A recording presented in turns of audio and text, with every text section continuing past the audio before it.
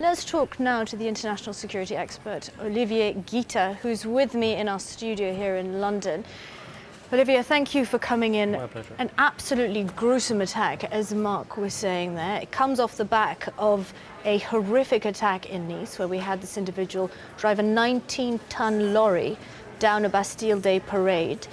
I can well imagine that the French people are wondering and asking, how has this happened again? Yes, in this case, the attack of today is even more difficult in a way to stop than the attack in Nice, because it happened in the middle of nowhere, if you will. I mean, in the suburb of Rouen. Rouen is not a major town, and that's exactly the modus operandi that jihadists are going to start looking at, because France, and especially Paris, has been so secure. So it was a matter of time until potential terrorists would look at other towns that would be less protected. And so we've known for already a year and a half that churches were potential targets of jihadists. We had an attack in France that was foiled in April 2015 against a church in Villejuif near Paris. And we know that they have tried time and again to hit churches. And the French state has done an effort to protect as many churches as they can, but they have protected close to 200 churches out of 45,000 all over French territory. How are they possibly going to stop this? If you have two people going out and buying knives and attacking a church, as you said, in a very rural area, how are they possibly going to attack it? How would you approach it as a security expert? Okay, there's a couple of things. First, the French media has reported that one of the suspected jihadists was on the terror list, and that he tried to go into Syria and was arrested in 2015. So except the case of Nice, that was really a person that was not under the radar of security services, if you will, all major terror attacks in the West in the past 2 years have been carried out by individuals that were known to the security services. So our security services, whether in the UK or France, are doing an excellent job at finding them at the beginning, but then because of a lack of means, it's very difficult to follow everyone. I mean, we're looking at close to 5,000 people in France, 3,000 people in the UK. When you know that around-the-clock surveillance warrants 30 people for just one person, you imagine the task that our security services have to do. So, to answer your question, we need to go back to the basics and human intelligence, because in all those cases, those terrorists have told someone or somebody in their vicinity knew that they were going to do something.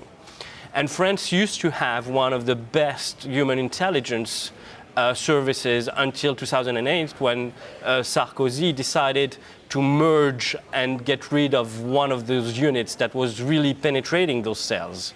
And we need to go back to this. Unfortunately, whether in the UK or in the US or now in France, we've been focusing on electronic intelligence. Mm-hmm. And so we have massive data that we don't have time to just digest and analyze. And we've forgotten about getting into the communities and getting people of goodwill to help us, and people within those individuals to pick up their phone and say, look, I know that my husband, my brother is going to commit something. How easy is it to find those people once you go into those communities? Because they are extremely tight-knit, those communities, right? And how easy is it to get someone to say, no, this is not right, pick up the phone and call the authorities? It is difficult, but it was done in France, where they had people within the communities that were working for the French services for free. And this is the example that we have to follow. Mm-hmm. So they built that network not in just a matter of months, but in a matter of years. You needed police that had really a close-knit relationship with the informer.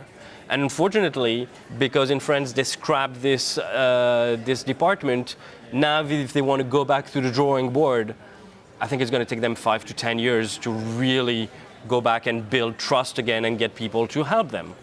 Okay, Olivia, I hear you, but this has been 18 months now of sustained attacks. What have they been doing, and why has it not been working? Oh, they've not gone back to the basics. What I'm telling you as a That's solution, what they should have gone to. the human Why intel, they're aren't not they? looking at Why this. not? Because they're still looking at the reform of the security services, and they think that merging all the services is the way to go. I think it's not.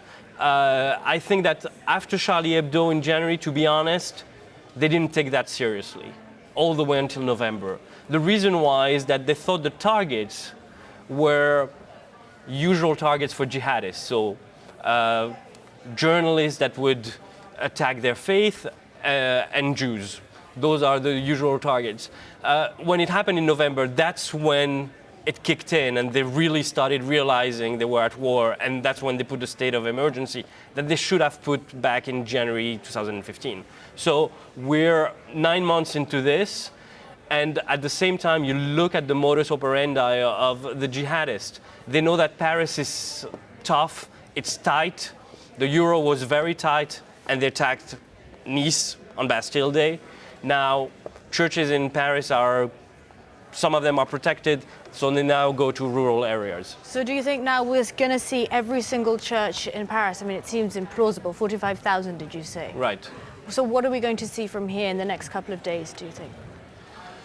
Unfortunately, behind the scenes, the French security services have said that they're really overstretched, that they've done the maximum they can do. Okay, let me interrupt yes. you. We have some breaking news, Sure. and this is from the Associated Press, and they're saying that the so-called Islamic State says the church attack in France was carried out by 2 soldiers from the group. So that comes very quick after the attack. We saw in Nice they claimed that the attacker there, Abu Hilal, was a soldier of the IS a day after. So why are we seeing this so quickly after the attack, do you think?